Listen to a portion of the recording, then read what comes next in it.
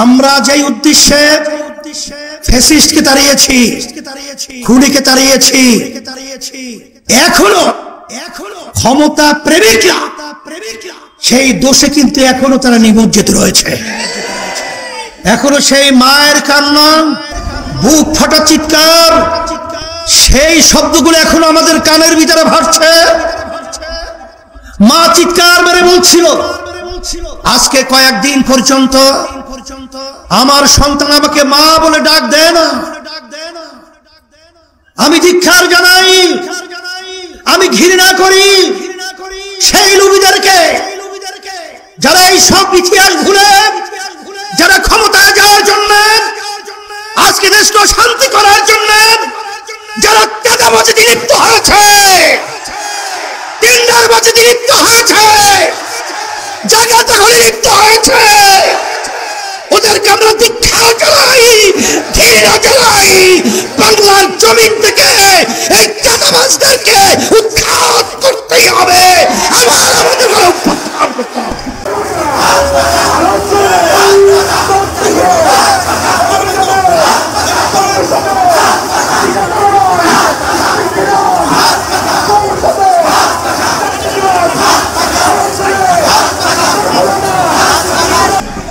July 5ই August, এক বছর পরে সেই করুণ ইতিহাস চিত্র, সেটা আমরা ধারণ করে সোনার বাংলাদেশ গড়ার লক্ষ্যে, মানুষের ন্যায্য অধিকার ফিরিয়ে দেওয়ার চেষ্টায় এদেশের শতকরা 92 জন মুসলমান বসবাস করে, সেই মুসলমানদের মূল চেতনা, নীতি আদর্শের নাম হলো ইসলাম। এক কথায় মানবতা প্রতিষ্ঠার লক্ষ্যে 5ই আগস্ট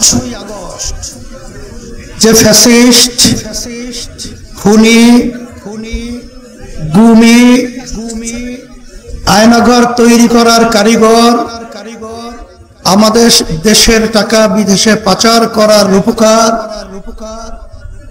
এই দিনই ভেঙেছিল। সেই এক বছর পরে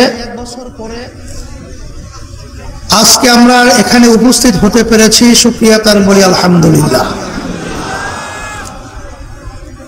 সর্বপ্রথম আমরা আল্লাহ রাব্বুল আলামিনের কাছে দোয়া করব,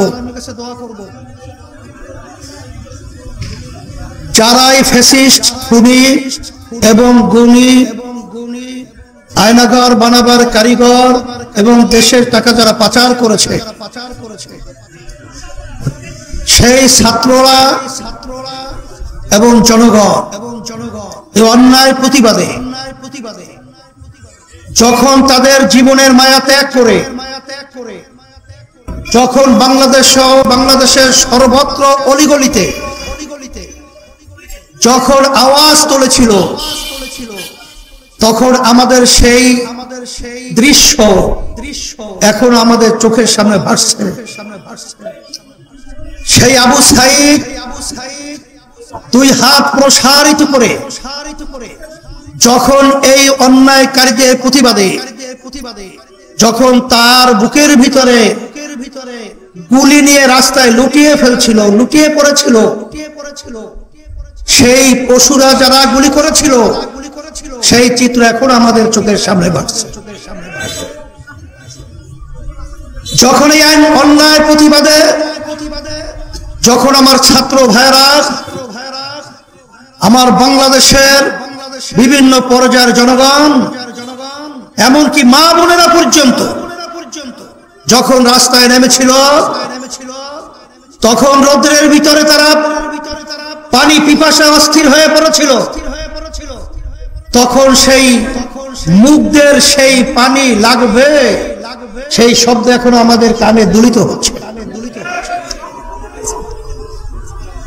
আমরা দোয়া করি আল্লাহ রাব্বুল আলামিন যারা এই ন্যায়ের পক্ষে অন্যায়ের প্রতিবাদে, যারা রাজপথে শাহাদাত বরণ করেছেন, আল্লাহ তাদের মর্যাদা, দরজা আল্লাহ বেহেশতের ভিতরে বুলন্দ করে দেয়। শত শত আমার সন্তানেরা চিরতরে তাদের চক্ষুকে হারিয়েছে, আর কোনদিন তারা আলো দেখবে না। আল্লাহ রাব্বুল আলামিন তাদেরকে সুস্থ করে দেয়। এবং যারা পঙ্গু হয়েছে, এখনো হসপিটালের ভিতরে কাতরাচ্ছে, আল্লাহ রাব্বুল আলামিন তাদেরকে সুস্থ করে দেয়। এত ত্যাগ, এত জান বিসর্জনের মাধ্যমে ফ্যাসিস্ট পালালো, খুনি পালালো। আমাদের বাংলাদেশের মানুষের ছাত্র জনতা একটা বড় লক্ষ্য, একটা বড় উদ্দেশ্য ছিল। সে উদ্দেশ্যটা কি? এদেশের মধ্যে যেন আর কোনদিন খুনি তৈরি না হয়, ফ্যাসিস্ট তৈরি না হয়, আমাদের দেশের টাকা বিদেশে পাচার করা সেই কুলাঙ্গার যেন বাংলার জমিনে তৈরি না হয়। কিন্তু আমরা ভারাক্রান্ত হৃদয় বলতে হয়, এখনো সেই মায়ের কান্না, বুক ফাটা চিৎকার, সেই শব্দগুলো এখনো আমাদের কানের ভিতরে ভাসছে। মা চিৎকার মেরে বলছিল, আজকে কয়েকদিন পর্যন্ত আমার সন্তান আমাকে মা বলে ডাক দেয় না। আমি ধিক্কার জানাই, আমি ঘৃণা করি সেই লোভীদেরকে, যারা এই সব ইতিহাস ভুলে, যারা ক্ষমতায় যাওয়ার জন্য, আজকে দেশকে শান্তি করার জন্য যারা চাঁদাবাজিতে লিপ্ত হয়েছে, টেন্ডারবাজিতে লিপ্ত হয়েছে, জায়গা দখলে লিপ্ত হয়েছে, ওদেরকে আমরা ধিক্কার জানাই, ঘৃণা জানাই। বাংলার জমিন থেকে এই চাঁদাবাজদেরকে উৎখাত করতেই হবে। আজকে আমাদের দুঃখ সহকারে বলতে হয়, যারা নাকি চাঁদাবাজি করছেন, যারা আজকে এখনো বিদেশের সেই ইচ্ছা পূরণ করার জন্য, যারা আজকে সুন্দর সুন্দর বুলিয়া ওড়াচ্ছেন, আমি সেই বাংলাদেশের ঘৃণিত শত্রুদেরকে বলবো, সেই জুলাই, সেই 5ই আগস্ট আবার আজকে আমরা স্মরণ করছি। হাজার হাজার মায়ের কোল খালি হয়েছে, হাজার হাজার আমাদের বাংলাদেশের মেধাবী মেধাবী ভবিষ্যৎ প্রজন্ম সন্তানগুলোকে যে উদ্দেশ্যে তাদের জীবন বিসর্জন করতে হয়েছে, আবার সেই চিত্র আমরা আবার বাংলাদেশে দেখব। এটা কখনোই সহ্য করা যায় না, এটা কখনোই মেনে নেওয়া যায় না। এই বাংলাদেশকে আমরা নতুন ভাবে সাজাবার জন্য আমি আপনাদের উদাত্ত আহ্বান জানাবো। আমাদের সেই চেতনাকে আমাদের বুকের ভিতরে ধারণ করে আমরা যেই উদ্দেশ্যে ফ্যাসিস্টকে তাড়িয়েছি, খুনিকে তাড়িয়েছি, এখনো ক্ষমতা প্রেমিকরা সেই দোষে কিন্তু এখনো তারা নিমজ্জিত রয়েছে। আমি তাদেরকে বলবো, আমাদের যুদ্ধ শেষ হয় নাই, আমরা এখনো রাজপথ ছাড়ি নাই। তোমরা বাংলাদেশকে মগের মূল্য পেয়েছো নাকি? না, আমরা তোমাদের কাছে দেশকে ইজারা দিয়েছি। আমি এই দেশের সন্তান, আমরা এই দেশে জন্মগ্রহণ করেছি, এই দেশ আমার, এই দেশ সুন্দর করার দায়িত্ব আমাদের। ফ্যাসিস্ট, চাঁদাবাজ, মিথ্যুক এবং বিদেশের তাবেদারদেরকে এই বাংলার জমিনের মধ্যে আর মাথা উঁচু করে দাঁড়াতে দেয়া যাবে না।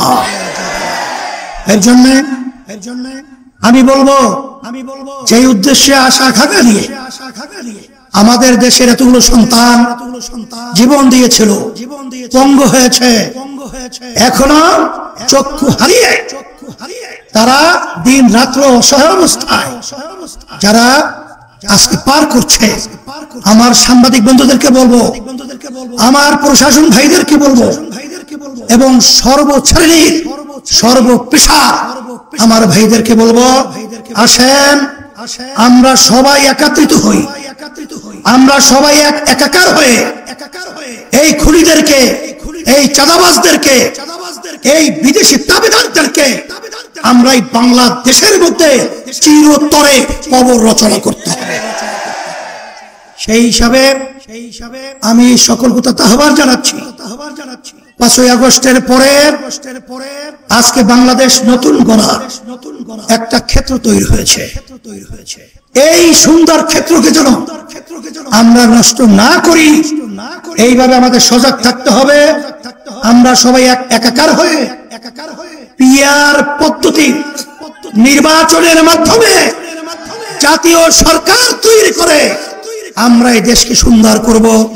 আল্লাহ রাব্বুল আলামিন আমাদের সকলকে এই সুন্দর দেশ করার এবং এই আশায় আমরা একত্রিত কাজ করতে পারি আল্লাহ তৌফিক দান করুন।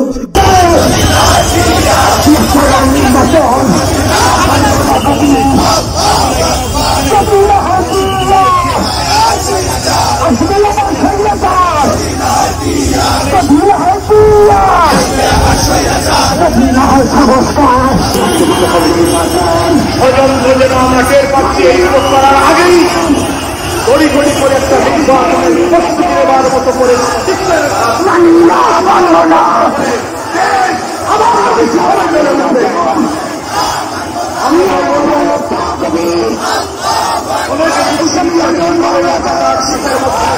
এইসব হিন্দুস্তান আইনগুলো কার্যকরী করা হবে। আমি বলবো বাংলাদেশের সংবিধান বিশেষজ্ঞ রাজনৈতিক নেতৃবৃন্দের কাছে ইতিহাস আছে। শহীদ রাষ্ট্রপতি জিয়াউর রহমান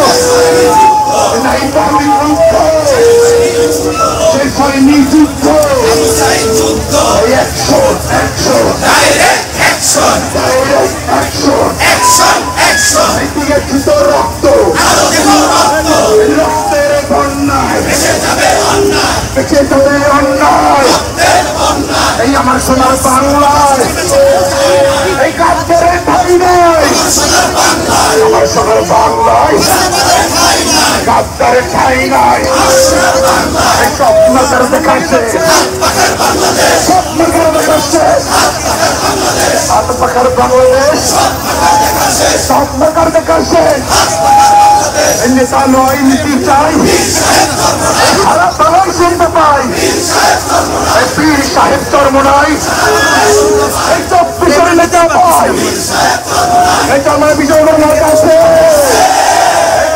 কোনো মার্কা আছে বলো আরো জোরে জোরে জোরে তাল মিলিয়ে আরো জোরে সমর তালে যাচ্ছে রে ভাই সামনে দেখো সামনে দেখো পিছিয়ে দেখো সামনে দেখো সর্বত সঙ্গে সাথে